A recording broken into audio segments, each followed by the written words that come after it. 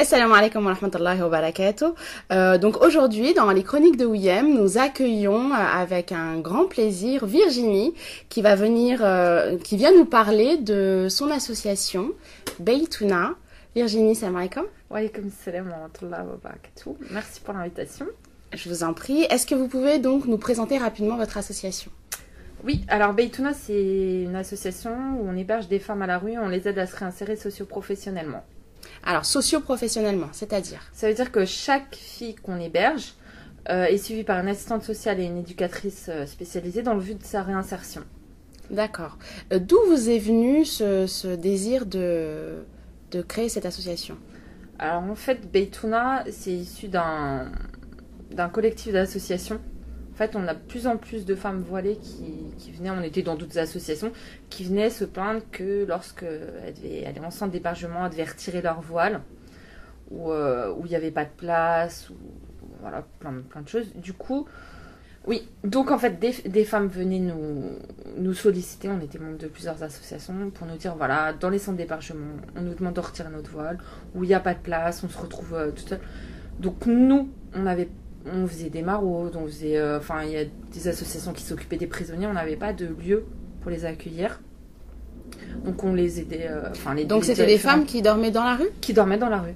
D'accord. Voilà. Vous parliez de femmes voilées, c'est-à-dire? En fait, quand elles allaient dans les centres d'hébergement, Oui. on leur demandait de retirer leur voile. Donc les centres d'hébergement, c'est ceux Les centres d'hébergement classiques, par le 115. voilà, régis par le 115. Donc on leur demandait de retirer leur voile. Elles ne voulaient pas. Enfin, c'est compliqué quand même. Mais pourquoi on leur demande d'ôter leur voile? Parce que c'est laïque. Parce que voilà. Puis en plus, le voile a une connotation entre guillemets, de soumission ou voilà. Donc pour s'occuper d'elles, souvent c'est géré par des femmes qui sont féministes. Mhm. Donc elles ont une vision de la femme qui est un petit peu faut une femme ne doit pas être soumise, elle doit pas être voilée. Donc il y a encore ce préjugé que voile égale soumission. Voilà. D'accord. Donc voilà. Donc nous, ce qu'on a fait au début, c'est qu'avec l'association Sanabile qui s'occupe des prisonniers, qui avait un logement pour les femmes de prisonniers quand elles allaient rendre visite à leur mari, on a commencé à héberger des filles comme ça qui venaient. Mais on s'est aperçu que ça devenait pas gérable. Donc on a créé Baytouna. Alors qu'est-ce que c'est exactement, concrètement, Baytouna? Alors, donc c'est un projet de plusieurs associations qui vise à aider des femmes qui se retrouvent dans la rue ou qui sont proches de se retrouver dans la rue, qui sont hébergées à droite, à gauche, leur offrir un lieu d'habitation, un toit. Donc c'est une maison. Voilà, c'est une maison où on peut héberger jusqu'à... le nom. Voilà, Baytouna, ça signifie notre maison en arabe. Voilà. Et donc en fait, on les héberge, mais on ne veut pas être un hôtel ou quoi que ce soit. On veut vraiment les aider à être un tremplin pour repartir suite à un divorce ou une mise à la rue ou un problème où elles arrivaient pas à trouver un logement. Pourtant, il y en a certaines qui travaillent. Mmh. Donc voilà, et de les suivre pour les aider dans leur démarche. Concrètement, quelles sont les problématiques que vous rencontrez auprès de ces femmes? Alors... c'est assez vaste. Qu'est-ce qui les amène qu'est-ce qui les mène à la rue? Il y a un peu tout. Il y a un divorce. Mm-hmm. Elles sont mariées. L'appartement était au nom du mari. La rupture, elles se retrouvent à la rue. Il y a les conflits familiaux. Mm. Ou sinon, il y a le fait que les femmes ont souvent des travails précaires, malheureusement. Donc, elles n'ont pas assez pour payer le loyer. Des fois, elles se mettent en colocation. Ça se passe pas bien. Elles perdent leur habitation. En fait, il y a beaucoup de... Il n'y a pas vraiment de type de femmes, de situations qui font qu'elles se retrouvent à la rue. Il y a énormément de choses. Moi, ce qui m'étonne un petit peu, c'est que dans la communauté arabo-berbéro-musulmane, il y a une tradition de solidarité, d'entraide. Chez les Maghrébins, en tout cas, encore aujourd'hui, on ne met pas son enfant à la rue. En tout cas, il y a vraiment une grande solidarité. Ça m'étonne. Comment vous l'expliquez? En fait, le problème, c'est que, voilà, c'est un tabou dans notre communauté, on va clairement dire. Pour un homme, c'est inconcevable de mettre sa femme, sa fille ou sa mère dehors. Ouais. Sauf que dans la pratique, c'est ce qui est fait. C'est pas tout le monde qui le fait, mais quand tout va bien avec sa femme, tout va bien, jamais je mettrai ma femme dehors. Mais après, on peut agir sous la colère, au moment du divorce, bah voilà, donc on va la mettre dehors. Ça, la femme, elle a honte. Quand une femme, surtout dans la communauté maghrébine, va voir ses parents et lui annonce j'ai divorcé, ses parents ne vont pas lui dire mais qu'est-ce qui s'est passé, non, non. Ils vont dire qu'est-ce que t'as fait. En fait, c'est ça le problème, c'est que c'est toujours la faute de la femme. Ça peut être la faute de la femme, c'est pas forcément la faute de l'homme tout le temps, mais ça peut être aussi la faute de l'homme et il n'y a pas cette remise en question. Donc un vrai tabou. C'est un tabou. Et du coup, on cache parce que c'est la honte que sa fille est divorcée ou c'est la honte de mettre sa femme dehors, de sa fille dehors ou sa mère. Hein. Il y a des enfants qui mettent leur mère dehors. D'accord. Et effectivement, d'ailleurs, c'est un tabou qui existe également avec nos Chibénis, puisque de plus en plus de nos personnes âgées sont livrées à elles-mêmes, abandonnées. De plus en plus, ces personnes sont mises dans des foyers, alors que ça ne correspond pas à la tradition, en tout cas islamique, qui est de... Bien sûr. Moi, je sais que quand j'étais au lycée, on nous disait, ouais, vous, les Français, vous mettez vos parents dans les maisons de retraite, nous, on les a jusqu'à la fin. Mais c'est totalement faux. Quelle est la tranche d'âge des hébergés? Alors, nous, elles ont entre 20 et 35 ans, la majorité. Mais il nous arrivait d'avoir une maman qui avait 63 ans. On prend pas de mineurs, mais ça arrive que des mineurs se retrouvent à la rue. Vous prenez les femmes avec enfants? Non, on ne prend pas les femmes avec enfants parce qu'on les prenait au début. On s'est aperçu qu'on était un frein pour leur réinsertion. À savoir qu'elles sont elles sont prioritaires au niveau des services sociaux. Et le fait qu'elles soient hébergées par une association, du coup, les assistantes sociales s'en occupent moins parce qu'elles se disent elles ont un toit. Et nous, on n'a pas de partenariat avec les bailleurs sociaux. Donc voilà, donc on les prend plus. Puis après, les mineurs, c'est compliqué au niveau de la gestion. Quelle souffrance psychologique vous avez très souvent constatée chez ces femmes? Déjà, plus fréquemment, qu'est-ce qu'elles présentent comme problème au niveau psychologique? Elles n'ont aucune confiance aux autres. Donc un manque de confiance en elles soi. Ont un manque de confiance en elles qui est énorme. Se retrouver à la rue du jour au lendemain. Ne pas avoir le soutien de sa propre famille, c'est très très compliqué. Donc elles ont un manque de confiance en elles et un manque de confiance aux autres. Et généralement un manque de confiance aux hommes. Énorme. Et puis je suppose une proportion à la dépressivité, à la dépression. Bien sûr. Probablement. Est-ce que vous avez des problématiques d'agression sexuelle, d'agression physique? Non, on n'a pas. D'accord. Des problématiques addictives? Est-ce que certaines présentent des addictions? Certaines qui ont des addictions, Par exemple. Il y en a qui ont des addictions à des produits stupéfiants. La plupart même fument aussi. Voilà. Et après, il y a des addictions. Oui, donc en fait, des femmes venues. Non, oui, effectivement, c'est vrai que il y en a qui ont des soucis avec leur tout ce qui est leur mutuelle, leur CMU, parce qu'elles n'ont pas les papiers à jour en général. Tout ça. Donc c'est dû à quoi, soit les papiers pas à jour? Alors en fait, comme elles ont différents, elles ont été à droite, à gauche. Déjà, elles n'ont pas forcément remis leur carte d'identité, donc elles n'ont pas forcément d'adresse. Exactement. Pour avoir la CMU, il faut avoir une adresse, chose qu'elles n'avaient pas. La carte, enfin tout ce qui est carte vitale, tout ça, elles arrivent, des fois elles ont rien. Parce qu'elles étaient sur la carte vitale de leurs parents, donc elles n'ont pas. Sinon, elles n'ont pas les papiers nécessaires, parce que quand on est à la rue ou hébergé à droite à gauche, on perd les papiers. Alors, ne pas avoir les papiers ne signifie pas que ce sont des femmes en situation nous, on prend que des femmes en situation régulière. C'est tout ce qui est papier administratif. En fait, elles ont pas leurs papiers à jour, entre guillemets, pour ça, oui. Mais oui. Donc, peut-être essayer de recruter des médecins ou des bénévoles dans le domaine du champ médical. Voilà. D'accord. Concrètement, ces femmes, de quoi elles vivent? Puisqu'elles sont hébergées, mais financièrement, comment nous, on peut les aider? Alors, financièrement, faut savoir que la plupart n'ont aucun revenu. Ça veut dire pas de RSA, pas de chômage. Pourquoi? Parce qu'en France, quand on a moins de 25 ans, qu'on n'a pas d'enfants, qu'on n'a pas travaillé, on n'a pas le droit au RSA. Ça veut dire qu'entre 18 et 25 ans, elles se retrouvent avec 0 €. Elles n'ont rien. Donc nous, on leur offre un toit. On a 8 chambres. On peut héberger jusqu'à une dizaine de femmes. On est en partenariat avec des associations qui livrent des colis alimentaires. Donc pour tout ce qui est la nourriture, elles ont. Nous, on achète aussi, s'il n'y a pas dans les colis alimentaires, tout ce qui est produits d'entretien et produits, et au niveau d'hygiène, vestimentaire, tout ça. Au niveau vestimentaire, pour l'instant, on n'a pas eu de problème. Elles ont toutes de quoi se vêtir. Mais on a des dons de vêtements régulièrement, donc si elles ont besoin et de l'argent de poche entre guillemets pour prendre le bus, le train, je ne sais pas, pour tout ce qui connecté, est alors justement pour tout ce qui est produits, carte Navigo, tout ça, une fois qu'elles font leur papier de CMU, elles peuvent avoir les transports gratuits.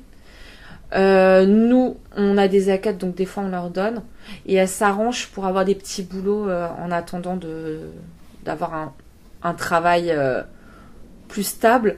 Des fois, elles font des gardes d'enfants. Il y en a qui font des extras dans les restaurants et tout. Il y a un vrai désir de s'en sortir. Voilà. Ah oui. Quel est le temps moyen d'un hébergement? Alors, ça varie. Ça dépend du besoin. Parce qu'il y a des fois des filles qui ont déjà un travail. Donc, le logement va être plus simple à trouver. Il y en a qui n'ont rien du tout. Donc, faut trouver déjà, il faut faire tout ce qui est administratif, leur remettre à jour. En moyenne, on va dire, c'est entre 6 mois et 1 an. Mais on peut avoir une semaine, 2 semaines. Donc des hébergements ponctuels. Ouais. D'accord. Quel message vous aimeriez faire passer? Quel message j'aimerais faire passer? Quel message j'aimerais faire passer? Moi, je voulais dire... Waouh! Ouais, je sais pas. Moi, ça me touche, mais savoir que, c'est nos sœurs qui sont dedans. Ça peut être nos mamans, nos filles. Et même si on ne le voit pas parce qu'elles ont honte, souvent elles se cachent, elles vont pas dire qu'elles sont à la rue. La personne qui a le plus besoin, c'est le vrai mendiant, c'est celui qui ne... Et c'est pas parce qu'on les voit pas qu'elles n'existent pas.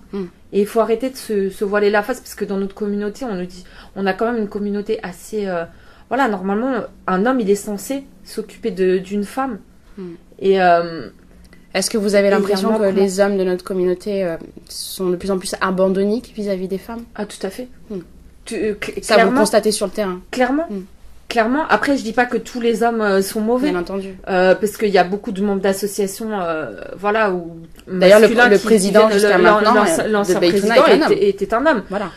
Voilà. Mais le truc, c'est que, oui, normalement, les hommes sont censés nous aider, nous, en tant que femmes, ne pas nous abandonner, ne pas nous laisser à la rue. Et ne serait-ce que dans notre religion. C'est comme ça. Et après quand dans la dit culture, homme, on dit mari, père, frère. Voilà, c'est ça. On doit pas laisser un être humain comme ça sur le côté, et d'autant moins une femme. Parce on est... La précarité et la grande pauvreté chez la femme, elle est d'autant plus révoltante que ce sont des femmes, puisque ce sont des êtres qui sont particulièrement fragiles et exposés à tous les dangers de la rue. Et surtout que la rue, déjà, on sait que c'est violent, la rue pour un être humain en général. Mais pour une femme, ça l'est encore plus. Elle est sujette à la prostitution, au viol, aux agressions physiques. C'est énorme. Alors déjà, les hommes entre eux, ils sont assez violents, mais envers les femmes, on ne peut pas laisser une femme comme ça à la rue, peu importe ce qu'elle a fait pour en arriver là, parce qu'on parle tout le temps, mais si la personne elle est dans la rue, c'est qu'il y a une raison. Très souvent, elles sont à la rue parce qu'elles se sont converties à l'islam. Il y a ça aussi. Il y en a, c'est par des conversions. Il y a de tout. Il y a de tout. Ou il y a des filles qu'on a fait venir du bled pour se marier et qui se retrouvent à la rue parce que le mari en a marre et il la jette. Elle n'a plus aucun droit. Il y a énormément également de femmes qui se marient uniquement religieusement, c'est une réalité, et qui n'ont aucune protection juridique. C'est une catastrophe. Parce que nous, en plus, dans notre communauté, c'est quoi? C'est que souvent, on est chez papa-maman, parce qu'on est une femme, on attend le mariage. Le mari, il a généralement sa situation, entre guillemets, pas forcément une grande situation, mais il a au moins son appart. Il est peut-être locataire ou propriétaire de son appart. Il fait venir sa femme, ils sont mariés religieusement. Le jour où ils se séparent, l'appartement est au nom du mari. Il n'y a pas de mariage, il n'y a pas de papier, et allez hop, c'est une réalité que je constate également avec mes patientes, pas uniquement avec les bénéficiaires de Beytouna, effectivement. Quelle est votre plus grande souffrance à vous par rapport à ces situations? Pourquoi ça vous touche, vous? Qu'est-ce qui a fait que un jour vous vous êtes dit moi je vais militer et je vais être actrice pour ma communauté et je vais aider ces femmes? D'où ça vient? Moi j'ai toujours voulu aider la personne faible, Enfin, voilà. J'aime pas les injustices, j'aime pas parler de moi. J'aime pas les injustices. Voilà. Après, je sais que j'aurais pas pu travailler avec des enfants parce qu'alors là, c'est la catastrophe, ça me touche encore plus. Je passerais mon temps à pleurer. Déjà que pour Beytouna, je pleure beaucoup. Mais voilà, je me dis, les femmes, il y a personne qui s'en occupe. On a des associations pour les orphelins, on a des associations pour les hospitalisés, on a des associations pour la Syrie, pour la Palestine. Pour tout, il y a personne qui s'occupe des femmes. Alors qu'on sait que le véritable croyant ne peut pas dormir en sachant que son voisin a faim. Et nos sœurs sont nos voisines. Voilà. Et peu importe les origines, peu importe les croyances. Voilà. Puisqu'il me semble que vous accueillez également des femmes qui ne sont pas forcément pratiquantes. Il y a une musulmane qui vient, mais bien sûr, pour moi, elle est en difficulté. Quelqu'un qui vient me demander de l'aide, je vais pas voir ça. Vous êtes religieux, vous n'êtes pas dans du prosélytisme, absolument. Alors, nous, on est une association musulmane. D'accord. Soit. On a un fonctionnement, voilà, la nourriture à la maison, elle est halal. Il n'y a pas de mixité, comme beaucoup de centres d'hébergement, de toute façon. Voilà, maintenant, on va pas imposer notre religion, on va pas leur demander de faire leurs 5 prières par jour à l'heure, quoi que ce soit. Nous, on est là pour offrir un toit et aider à se réinsérer. Après, je pense que, non, le prosélytisme, déjà, c'est pas comme ça. Et enfin, si on veut convertir quelqu'un de toute façon, ce qui est pas c'est pas l'objectif du tout. Voilà, c'est par notre comportement. C'est la personne qui d'elle-même voudra peut-être s'intéresser à la religion, mais c'est pas le but d'aller convertir des personnes sans domicile. C'est pas le but de Beytouna. Non, non. Je trouve que c'est extrêmement symbolique le fait que ça soit une maison, que vous ayez choisi le terme de Beytouna, parce que très souvent, effectivement, ce sont des femmes qui ont vécu une errance, pas une errance uniquement sociale, mais aussi une errance affective, psychique. Très souvent, ce sont des femmes qui, au sein même de leur famille dans laquelle elles ont pu grandir, se sont retrouvées orphelines, abandonnées, dans le sens où les parents se désinvestissaient au niveau affectif et au niveau éducatif de leurs propres enfants. Et là, moi, je trouve que c'est extrêmement touchant. En tout cas, vous m'avez touchée avec cette association parce que vous leur offrez une famille, en réalité. Mais c'est ça. En fait, le truc, c'est qu'on n'est pas... Nous, on s'attache. En plus, on est une petite structure. Donc on voit des filles... À taille humaine, oui. Voilà, on est une petite structure, on a peu... Alors bien sûr, c'est vrai que ça fait comme une famille, parce que on les dispute. C'est le sentiment qu'on a. Moi, franchement, des fois, c'est comme si c'était mes filles ou mes sœurs, parce que voilà, je vais les disputer des fois, enfin je dis ça, mais comme une maman. On a autant les éducatrices et les assistantes sociales qui font leur travail, tout ça, mais il y a le fait qu'on est une petite structure, elles sont peu nombreuses, donc il y a quand même des liens qui se crée. Et c'est vrai que voilà, quand il y a un mariage ou quand il y a un truc, nous on est touchés, on peut qu'être contente. Et voilà, oui, c'est comme une famille. Donc effectivement, il y a un vrai suivi, il y a un vrai accompagnement des femmes qui sont hébergées quand alhamdoulilah, elles arrivent à trouver leur propre chez elles. Est-ce que vous restez en contact avec elles? Est-ce que est-ce qu'il y a un suivi post Beytouna? Oui, alors il y en a qui s'en sortent complètement, donc il y en a qui se sont mariés, il y en a qui ont trouvé un travail, un logement, tout ça. Il y en a qu'on a dû recaser dans d'autres centres qui sont plus adaptés à leur situation. Après, on garde un lien. Il y en a certaines qui veulent pas garder le lien, mais c'est pas parce que elles en veulent à Beytouna, c'est qu'en fait elles veulent faire tirer un trait sur leur passé. Et Beytouna, même si ça les a aidées, ça leur rappelle des souvenirs qu'on pas forcément. Alors, je sais que Beytouna est une association encore jeune. Elle date de quelle année? 2014. Voilà, donc elle est toute jeune. Est-ce que malgré le fait que ce soit une jeune association, est-ce que vous avez déjà des exemples peut-être d'hébergés qui ont pu mettre en place ce qu'on appelle la résilience, c'est-à-dire qu'ils ont pu dépasser leur souffrance et devenir des actrices dans le soutien et l'entraide des autres? Est-ce que vous avez des personnes qui s'occupent avec vous de cette association qui étaient elles-mêmes déjà des hébergés? Non, ça on n'a pas eu. Non, on n'a pas eu. On en a qui sont mariés, tout ça. Il y en a qui font des dons de temps en temps. D'accord, qui sont devenues donatrices. Voilà. Mais après, il y en a aucune qui s'est lancée dans l'aide. Il y a des hébergés actuels qui veulent s'en sortir justement pour faire éducatrice et pouvoir continuer le travail. Donc, elles se renseignent beaucoup sur le travail d'éducatrice. Il y en a une qui va s'inscrire à une formation, Inch'Allah. voilà, pour aider à leur tour. Mais c'est vrai que c'est compliqué quand on a vécu à la rue ou même être hébergé à droite à gauche. Ça fait partie du passé et elles veulent pas forcément faire leur futur. Mais aider les autres, c'est un outil qui est à notre disposition pour se reconstruire aussi Bien psychologiquement. On sait que faire le bien, que les bonnes œuvres, des études en psychologie ont clairement démontré que plus on est dans l'investissement de l'autre, moins on risque d'être dépressif, et que clairement, quand on présente une dépression, le fait de pouvoir sortir de soi, c'est-à-dire ne plus être uniquement dans l'introspection et voilà, et encourager, avoir un discours optimiste et positif envers l'autre, le soutenir, ça a un impact sur notre propre humeur, et donc ça a un effet antidépresseur. Donc Virginie, merci d'avoir accepté de me donner cette exclusivité pour cette interview. Je sais que vous êtes réticente voilà, à parler sur Internet, mais en tout cas, merci beaucoup. Je suis extrêmement touchée. J'espère que les gens qui vous verront et vous entendront seront touchés de la même façon que je l'ai été. Et puis, j'espère à bientôt, Inch'Allah. Merci beaucoup. Prenez soin de vous. Salam alaikum.